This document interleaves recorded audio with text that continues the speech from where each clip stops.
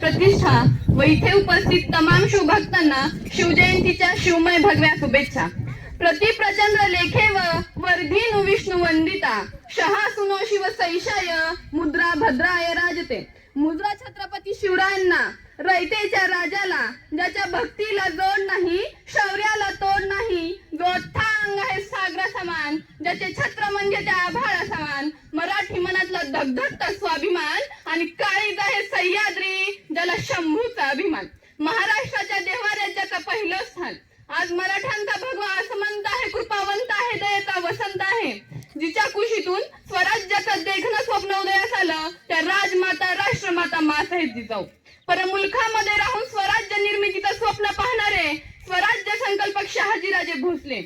आजही ज्या राजाचा इतिहास आठवल्यावर आमच्या नसानसातलं रक्त खवळून उठतं आणि ज्या राजाने आपल्या जगण्यामधून दाखवून दिलं की आम्ही चुकूनही मुंगीच्या वाटेला जात नाही आणि आलाच जर कोणी आमच्या आडवा तर आम्ही सिंहाचे दात मोजायलाही घाबरत नाही, असा जगातला सर्वोत्तम राजपुत्र धर्मवीर छत्रपती संभाजी महाराज। आणि ज्या राजाचा इतिहास आठवल्यावर आमच्या डोळ्यात पाणी उभं राहतं असे ते छत्रपती शिवाजी महाराज।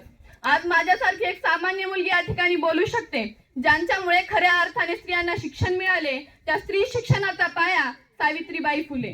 मला भारताची राज्यघटना लिहिताना जास्त कष्ट करावे लागले नाही, कारण माझ्या डोळ्यासमोर छत्रपती शिवाजी महाराजांचं स्वराज्य होतं। या शब्दात शिवाजी महाराजांचा गौरव करणारे विश्वरत्न डॉक्टर बाबासाहेब आंबेडकर। सर्वप्रथम मी या महामानवांना अभिवादन करते। आयुष्यातले प्रत्येक क्षण लक्षात राहतील असं नाही, परंतु काही क्षण विसरून भलतं ते विसरता येत नाही असा हा क्षण आहे।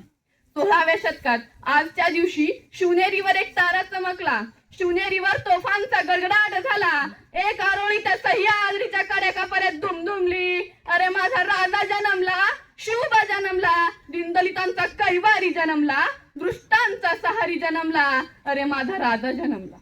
इतिहास घडवणारे आम्ही इथे जन्मले नव्हते, कुठे झुकविले ते हिमालया, पूजतो आम्ही शिवराया, सहन होणार नाही स्वराज्याची परेड, जातीवंत हृदयात आमच्या धडकतात आऊसाहेब।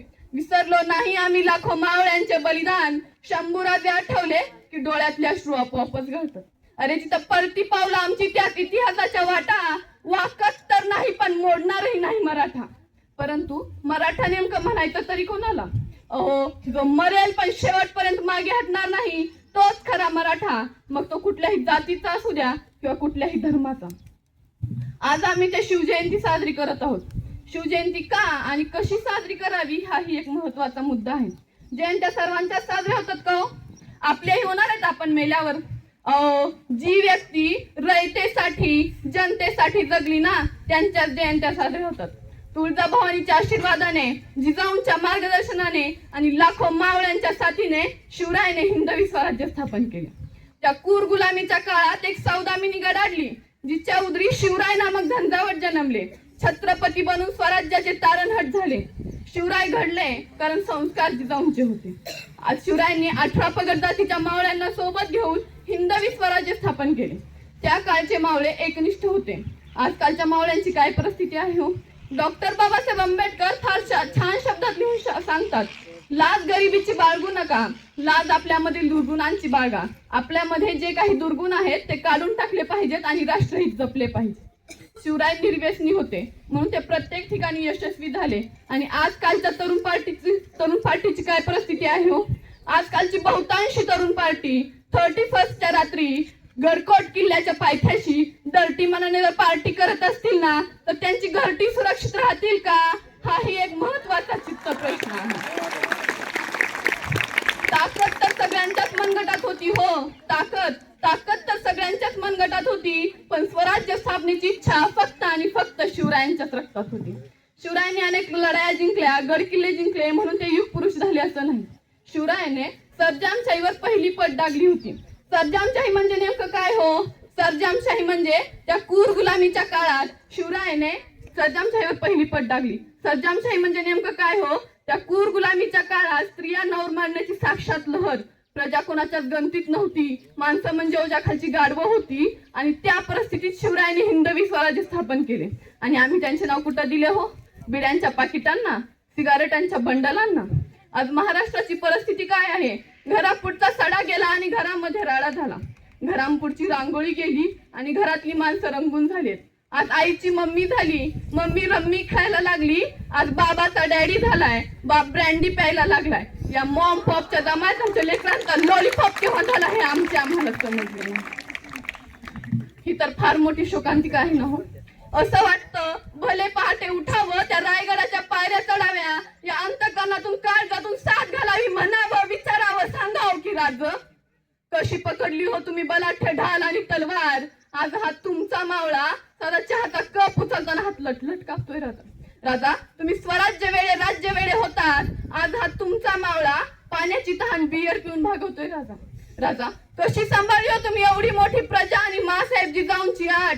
आज हा तुमचा मावळा म्हणतोय आम्ही दोन आणि आमचे दोन, आमचा होतोय चौकोन, चौकोनातले जातात दोन, उरलेल्यांना आधार कोण. अशी गंभीर परिस्थिती या महाराष्ट्राची झाली.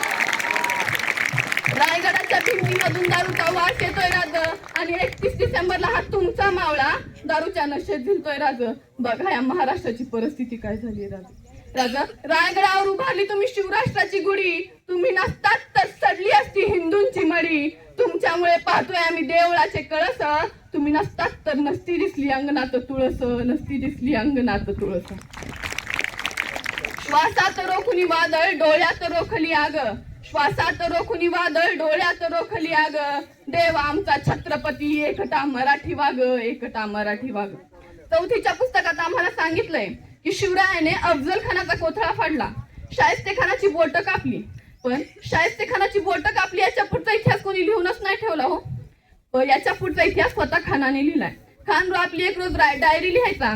त्यामध्ये खान लिहितो ज्यावेळी खानाची बोट कापली गेली त्यावेळी दरबारात धावपळ सुरू होती. त्या धावपळीत त्याची बहीण त्याच्या घरी परत आली आणि म्हणू लागली गजब हो गया, गजब हो गया, गजब हो गया, गजब हो गया, और नराधम शिवा मेरी बेटी को उठा ले गया. त्यावेळी खानाने उत्तर दिलं चिंता मत करो, ओ शिवा किसी की उंगली काट सकता है, ओ शिवा किसी की गर्दन काट सकता है, मगर किसी माँ या बेटी की इज्जत पर हाथ नहीं डाल सकता. उगाच प्रबोधनकार ठाकरेंनी लिहून नाही ठेवलंय की तुमच्या चंद्रावर ही डाग असेल पण छत्रपती शिवाजी महाराजांच्या चारित्र्यावर एकही डाग सापडणार नाही. महाराजांच्या दरबारात तरी नाचगाणी झाली नाही, पण परस्त्रीलाही नेहमी माता आणि भगिनीचा दर्जा दिला गेला. म्हणूनच तर म्हणतात ना इतिहासाच्या पानावर, रयतेच्या मनावर, मातीच्या कणावर आणि विश्वासाच्या प्रमाणावर राज्य करणारा राजा म्हणजे छत्रपती शिवाजी महाराज. आणि म्हणूनच म्हणते फुलांचा इतिहास कडेने लिहिला, फुलांचा इतिहास कडेने लिहिला, रात्रीचा इतिहास चांदण्याने लिहिला. आजही आम्ही स्वाभिमानाने जगतो कारण आमचा इतिहास छत्रपती शिवाजी महाराजांनी लिहिला, छत्रपती शिवाजी महाराजांनी लिहिला. एवढे बोलून मी इथेच थांबते. मला इथे बोलण्याची संधी दिली याबद्दल मी आपल्या सर्वांची आभारी आहे. जय जिजाऊ, जय शिवराय.